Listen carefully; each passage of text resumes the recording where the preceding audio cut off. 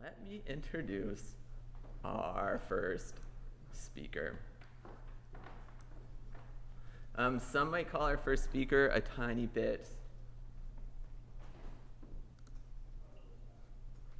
unconventional. A Mexican wedding photographer who has developed the habit of telling potential clients that their wedding is an experiment. The idea there is to scare away traditional couples.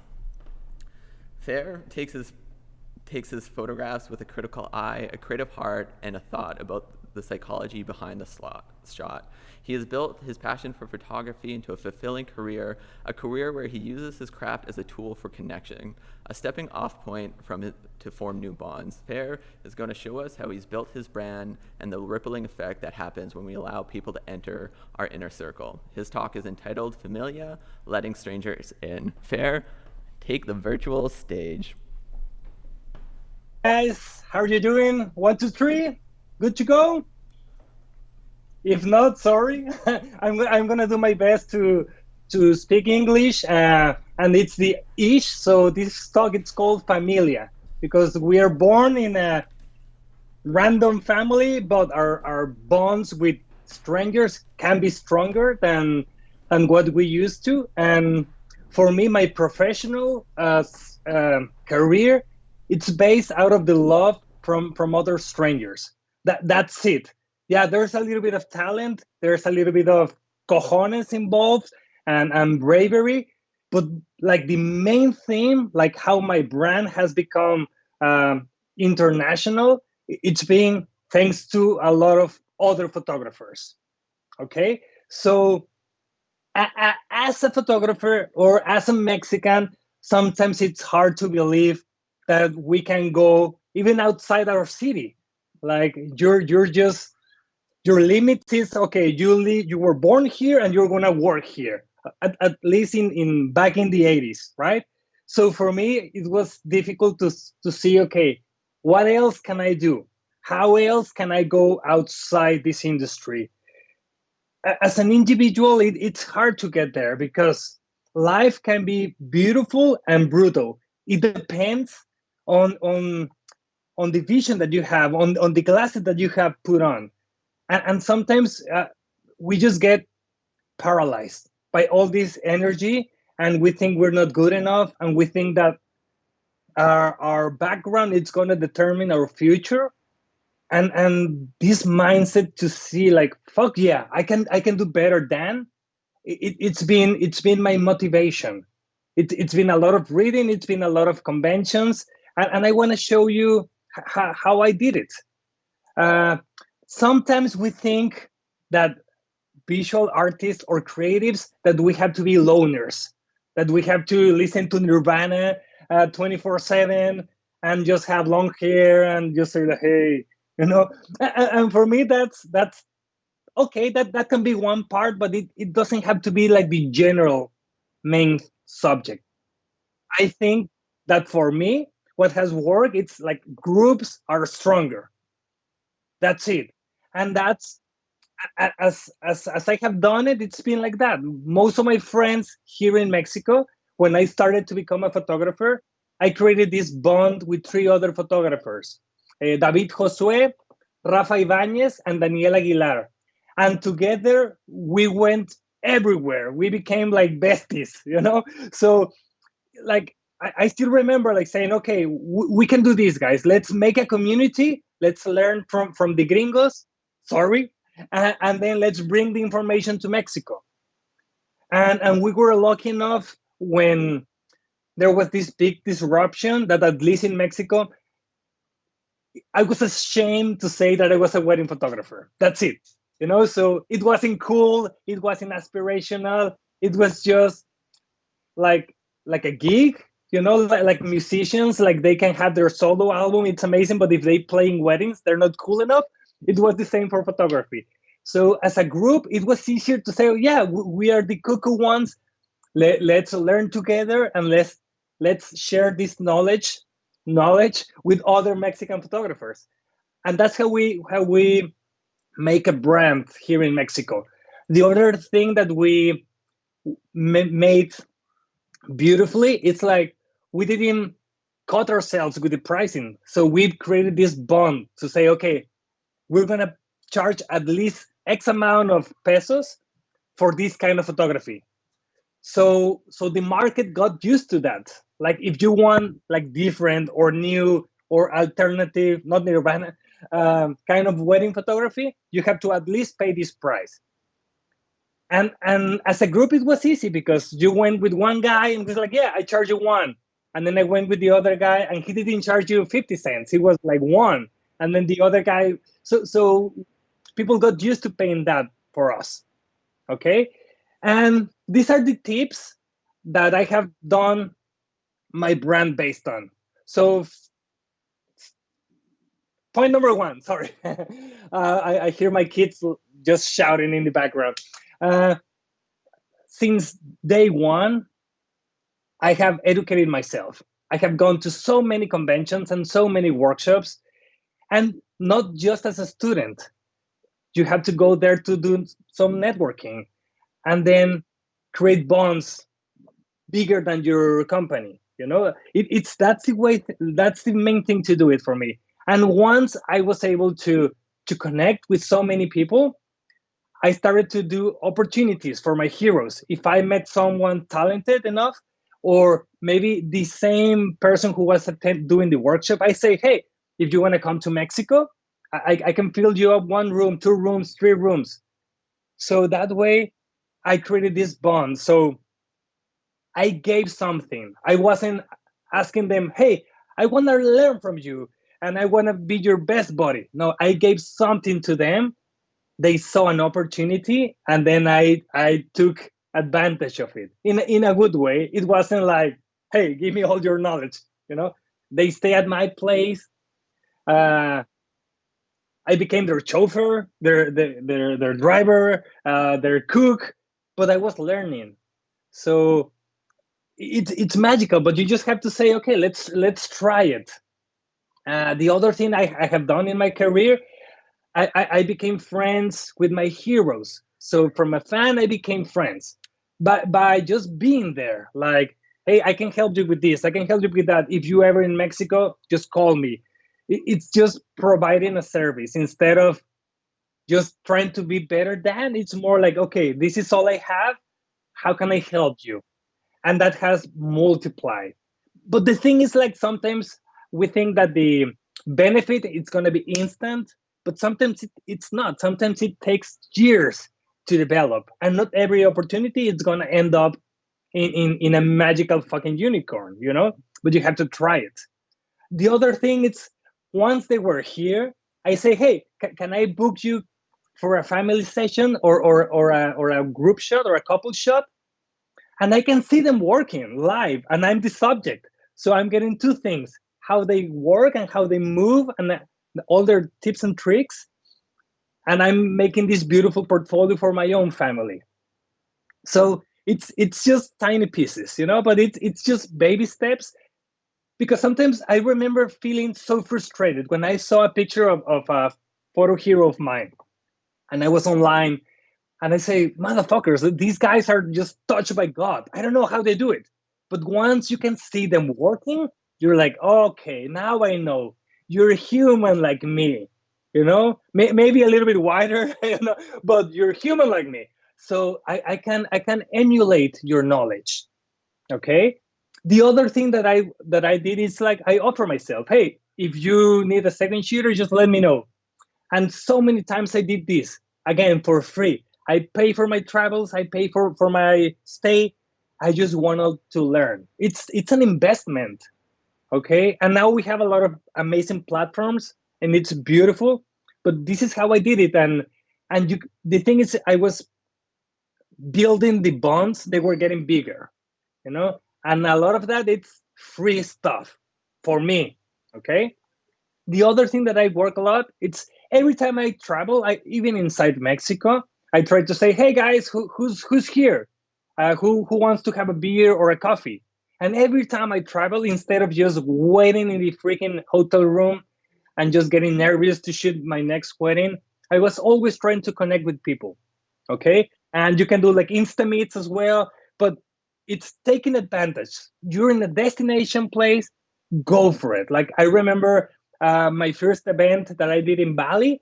I connected the guys of Terra Logical, and those are amazing guys. And we did an entire day of just street photography, and it was beautiful, you know. And we bonded. And years after, magic happened. So that's the thing. You have to be super innocent and just stop thinking that all the adults want to mess you up and they want to steal you.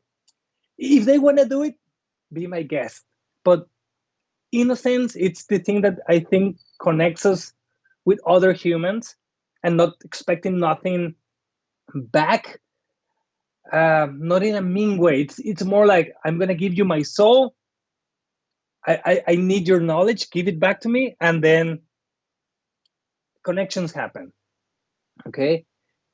This is one big thing, guys. Every instant message that you receive, every Facebook thing that you get, please reply it. You never know what's gonna happen. Like I'm gonna tell you a story. Like I received an inquiry from New Zealand, and I was like, "Hey man, I want to get a wedding here." Like, okay, cool. I thought it was a joke because it was just like those kind of generic emails, like, "Hey, how much? New Zealand, bye." It didn't have a soul in it, you know. I was just like, okay, and I replied with all my heart and showing samples, and I went to freaking New Zealand, you know. But I was just like, I thought it was a joke. So even if you receive a simple reply or simple message, put all your heart on it. You never know. Maybe the person was busy, you know. But never give for granted the tone of a message. Okay. And when your times when your time when you're when you are asked to do something, go for it. Okay. Like I remember attending all these things, and then some guy told me, "Hey, you wanna come to my city to teach a workshop on your own?" And I'm like, "Fuck yeah!" I didn't even think about it. I'm like, "Yes." And that opened so many doors, you know, because it was a 360 for me. From a student, and then I became not a good teacher, but I was, let's give it a try. Maybe things are gonna happen, you know. But you don't have to be 100% sure to say yes to things. I think this community, the photography community, it's so pure and so humble. So we have to use it. Okay. And as well, the other thing I have done a lot, it's just find a group of photographers, and they say, "Hey, let's find someone to photograph." And you just go outside, and you can choose the location, you can choose the time, you can choose the couple. It's your dream session, and it's the easiest way to create an amazing portfolio. And you're seeing how other photographers learn, solve the same problems that you're having, and you can chimp, and you're like, "Wow, that's an amazing idea." So it's a massive workshop in between. So the thing is, like, growing as a group, it's easier. Okay. And when you have a chance, please return the favor. I have said yes to so many people who's like, "Hey, I want to shoot with you." Like, "Yeah, just grab your camera, come with me." And they were like, what? Like they get just amazed at how easy it can be. It's not always possible. I have to be totally honest, but I remember how many other Mexican photographers that now are like in the top 10 of whatever magazines or federations have started like this. And it's a pact. I have seen, like, I don't know, like Victor Lax. I remember, like, he just like, "Hey, I want to go to Mexico to shoot with you." And he wasn't Victor Lax, the fearless photographer of the year, you know. And then he started his path. Or from Mexico, Bruno Reza as well. Bruno, who's like, "Yeah, we met in a workshop, and then we second shoot together, and then things started to happen." So we have to be able to see these patterns that are happening in front of us, and the dots connect. Believe me, guys. Okay, I'm gonna say a few samples. For me, the Nordica guys. These guys, I remember reading of them in an article in like a wedding blog a few years ago, and I was like, "Wow, amazing portfolio." And then I just sent them a message, "Hey guys, I love your stuff." And they were like, hey, can we go and shoot with you? And it was like, okay. So the one of those guys, because there was two handsome motherfuckers, they say, yeah, I'm going to Mexico. So he arrived to Mexico and we shot this beautiful, amazing wedding. It was my wedding. And then, I don't lie to you, like 3 days after the wedding, I received an email from him. Hey, a wedding blog wants to feature the wedding. And I was like, our wedding? No, he was like, my wedding. And I was like, what the fuck, man? So that's the thing. I could be an asshole and I could say, that was my wedding. You have to give me credit. I've done allowed to do it. And I said, like, dude, go for it. So this article got featured. And a few years passed and they invited me to do a workshop at their city. And then we have a second shoot together. And then they organized this massive convention. So again, if I took that opportunity with a grain of salt and I was just thinking about my brand, nothing that happened after will be a reality. Again, you have to be able to say, this day it's for them. Hopefully in the future it's going to be for me. So being humble and having patience, it's extremely important in this industry. Another example from another Canadian dude, Gabe McClintock. I have been a fan of this guy for a long fucking time. And then, I don't know if you remember, guys, but a few years ago, he was selling some textures to paste on your pictures. I bought those, back then. And then just sending messages, man. And then we organized a small model shoot in Vegas at WPPI, and we became amazing friends. And since then, I have photographed his family, and we have done so many workshops together, and we have shot a few weddings. Again, just being innocent, saying yes to the universe, and things just roll your way. It's just bananas, guys. And Roberto Ramos, it's another example that has done magic for me as a person and as a brand.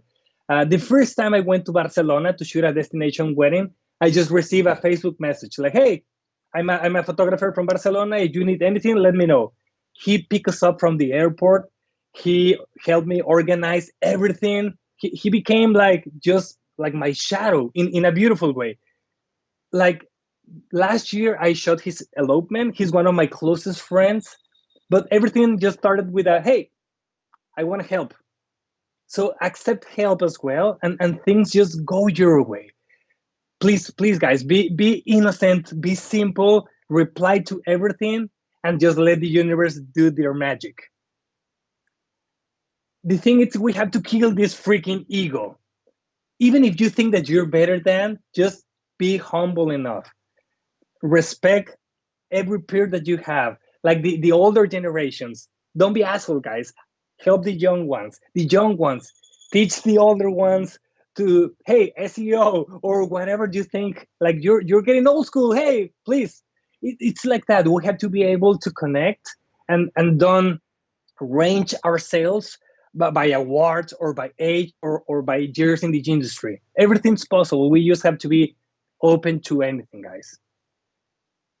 And that's all my information, guys. I don't know how long it was. I don't know if it was short, long, or this is all I can give you guys. I can hear the organizers, but I don't see anything else.